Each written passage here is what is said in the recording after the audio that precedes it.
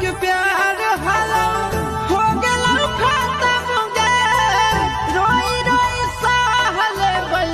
दिल के जखम गे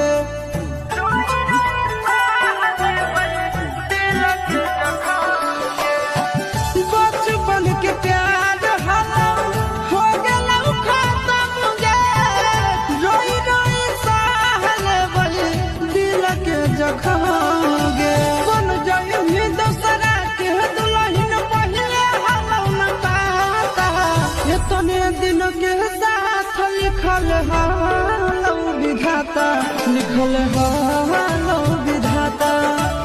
इतने